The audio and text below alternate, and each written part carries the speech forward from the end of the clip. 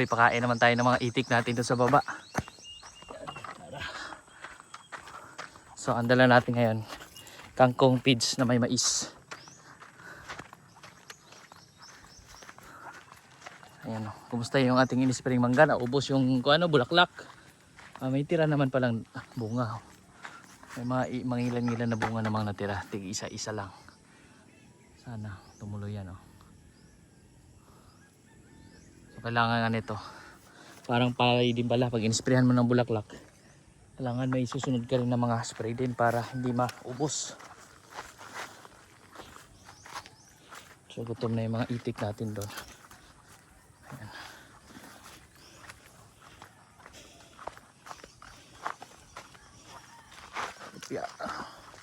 So ito po, pababa lang po ito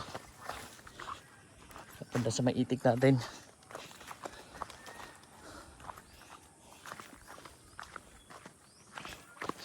Habang pinapalaki natin sila, hindi naman maselan itong mga itik.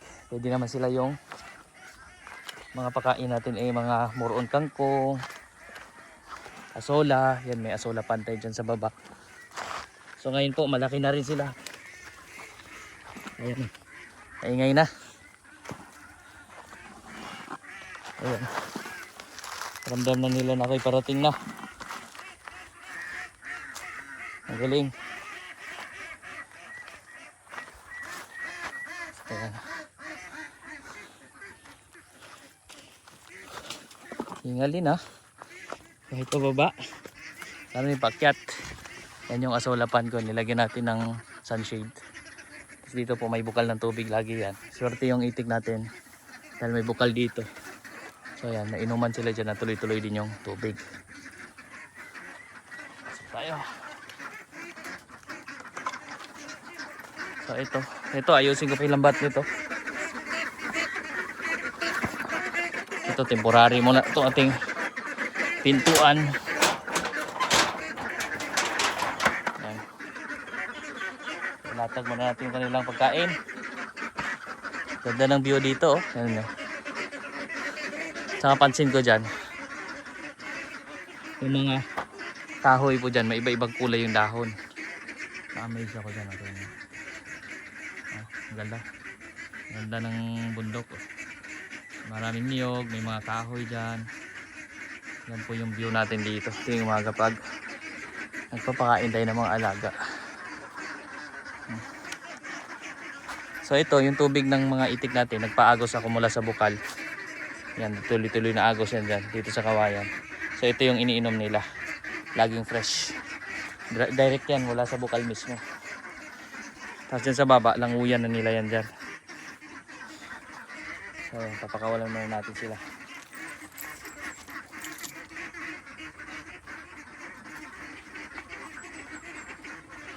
Yan natin yung kain nila. Ginawa ko ng 2 sako para nag-suggest ko sa akin. Maraming salamat po sa nag-comment.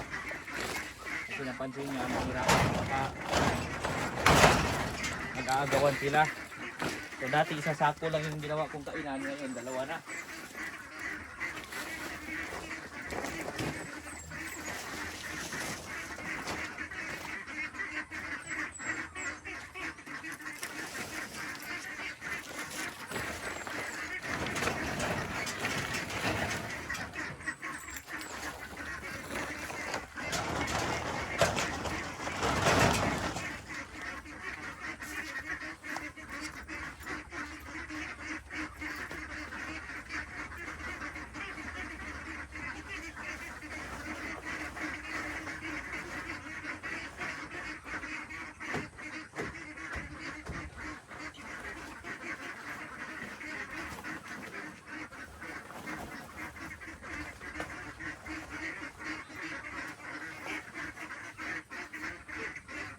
May asola na rin.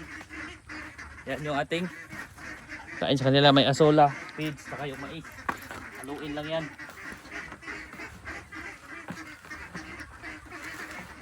Sa itong kangkong.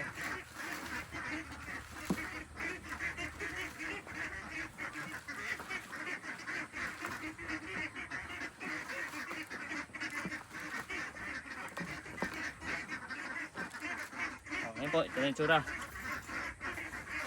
Yan yung pagkain nila, halo-halo na.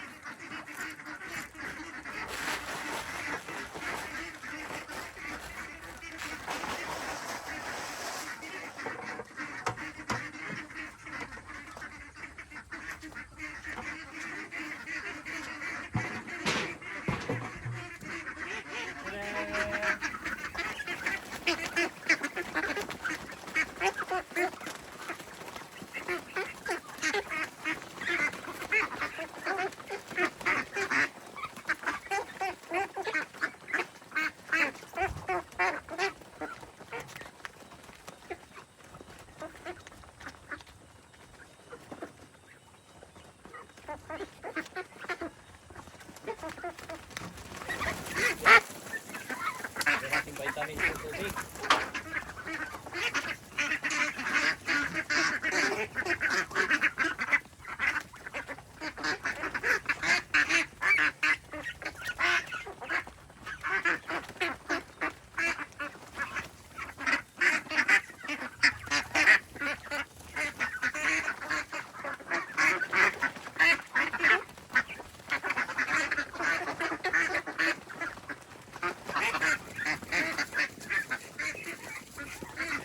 Napakamatakutin lang nila.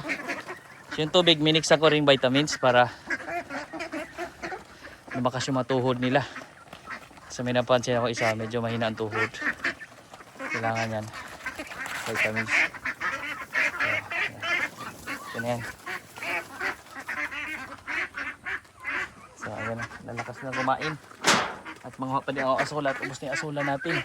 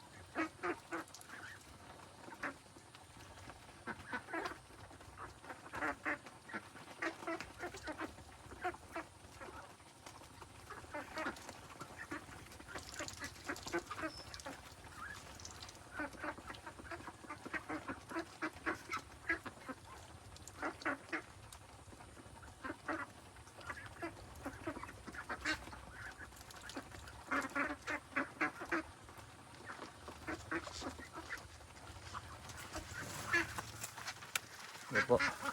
Ayos. Malakas nang kumain ang mga itik. Dito naman po ako nanguha ng asula. Ito yung asula pan.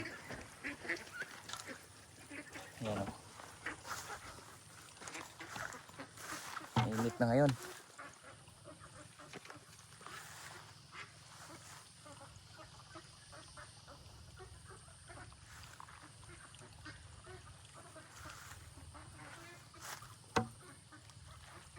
Po, manguha muna ako ng asula.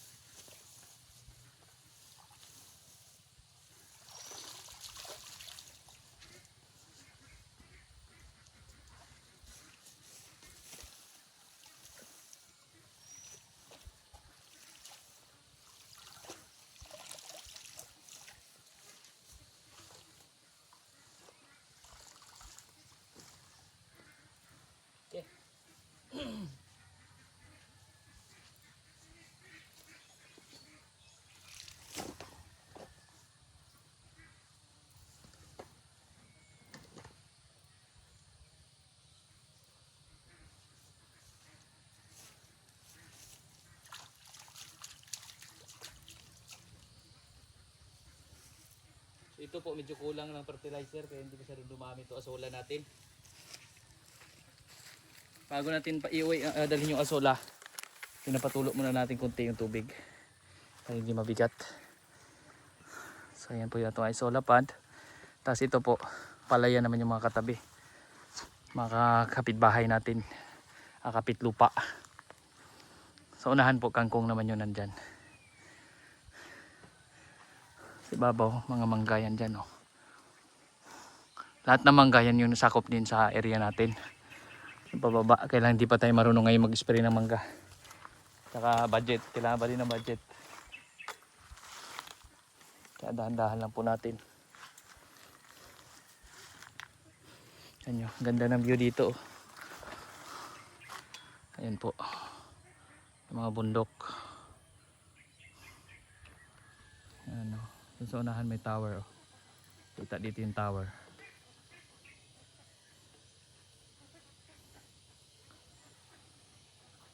Ayan. Napakaraming bundok oh. Napalibutan ng bundok tong area. So yan yung maganda rin dito sa lugar na ito. Tsaka yung hangin dito malakas. Fresh na fresh. Ayan o. So ayan yung ating, ito yung isa sa kuha natin, mga ginagawa dito kapag gusto natin makatipid, magtanim ng asola. Pipili na pakain sa mga alaga. So actually dito sinasanay ko rin yung mga manok at pabo. Kaya lang sa ngayon kulang pa yung asola natin eh. Kaya more on itik yung pinapakain ko nito. Pag wala na masyadong tumutulong tubig, okay na. Hindi mabigat dalhin. Ayan na po yung nakuha natin asola. So, matagal-tagal na rin po maubos yan. Kasi tinitipid-tipid lang muna natin kasi yung asola limited pa lang ngayon. Hindi rin natin pwedeng ubusin kasi wala ng mga anak. Kasi po yung asola anak lang yan ng anak. Para dumami. Yun yung kangkong natin. Tapos dito po may guyabano akong tinanim. Tapos may mga gulay tayo dito. Sitaw. Mamaya ko na kunin ito sitaw may hapon. Yan po mga sitaw natin. Guyabano. May guyabano, sitaw. Iba-iba yung tanim natin dito. Mga gulay. May okra din. May okra din tayo dyan. Maliliit pa. Yan. May itik. Tapos na kumain. Tapos na kumain yung mga takuting itik. Pag may tao, takot na takot sila.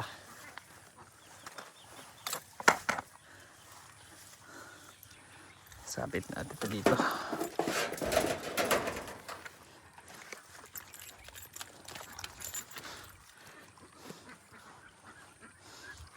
Swerte din dito yung bukal po. Kasi may bukal tayo. Malinaw ang tubig oh. May maiinom yung mga alaga natin. Ayan.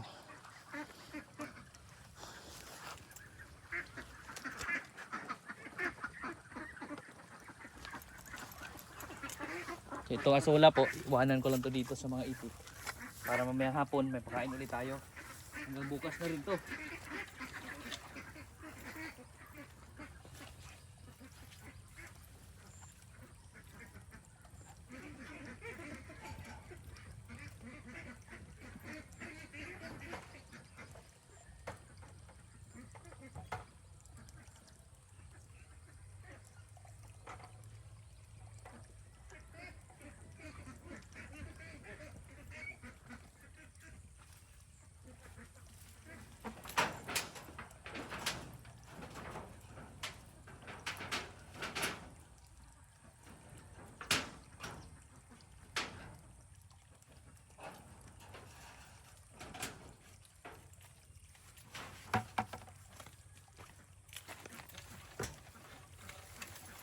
Okay.